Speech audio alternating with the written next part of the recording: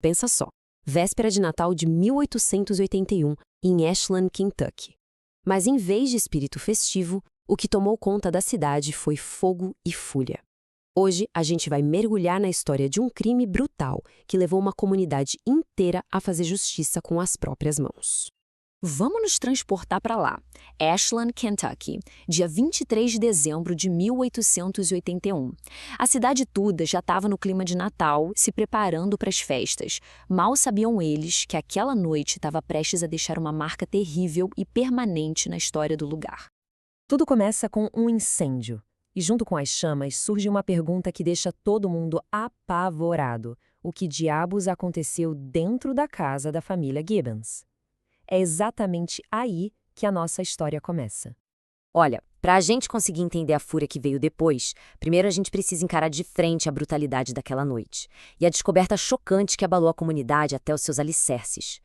A cena era de puro horror. 3 jovens, os irmãos Robert e Fanny Gibbons, e a amiga deles, Emma Carco, foram brutalmente assassinados a machadadas. Para tentar esconder o crime, os assassinos ainda atearam fogo na casa. Foi a mãe da Emma, que morava ali do lado, que viu o incêndio e gritou por ajuda. O que os vizinhos encontraram lá dentro foi simplesmente indescritível. Mas é importante a gente lembrar que por trás de um crime tão violento, não existem só nomes no arquivo. Existem rostos, existem histórias. Quem eram essas 3 vidas que foram perdidas? Vamos conhecer um pouco da Fanny, do Robert e da Emma.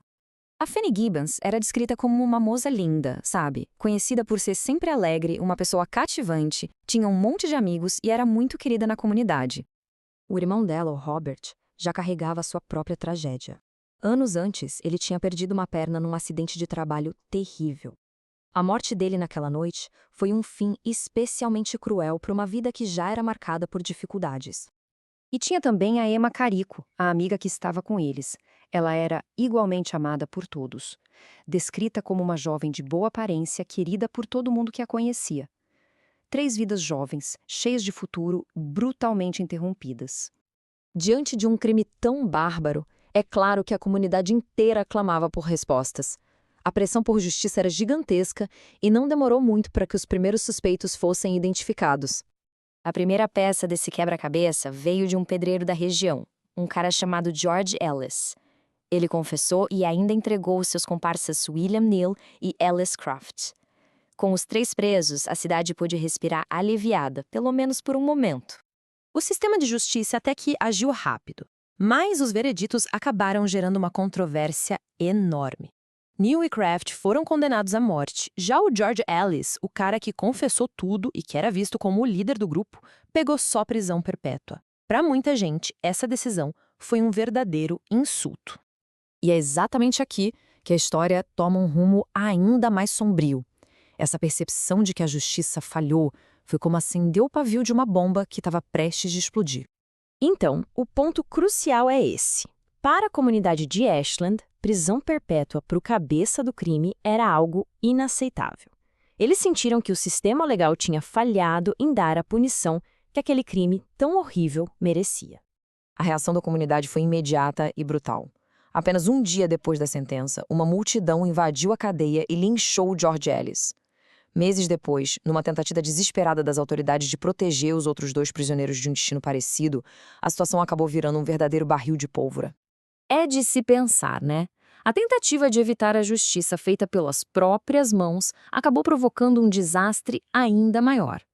Mas como é que uma simples transferência de presos se transformou num campo de batalha?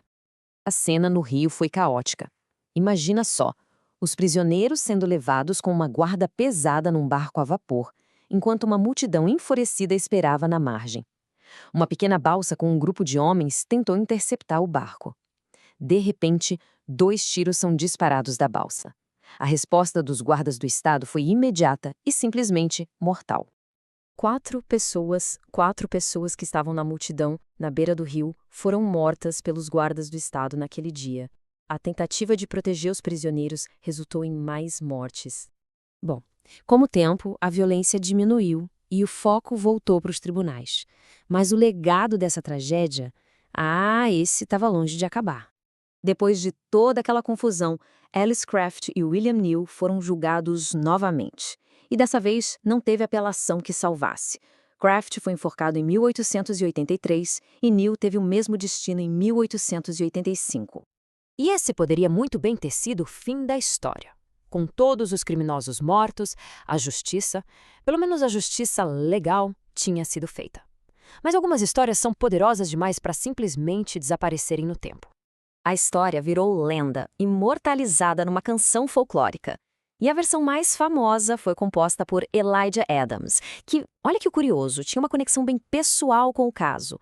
O meio-irmão dele fez parte do grande júri que indiciou os assassinos. E isso tudo nos deixa com uma pergunta final. A história da tragédia de Ashland não é só sobre um crime, mas sobre como uma comunidade processa o trauma, a raiva, a dor e acaba transformando um evento horrível numa história contada e cantada por gerações. Como será que as comunidades fazem para que o passado, por mais sombrio que seja, nunca seja esquecido?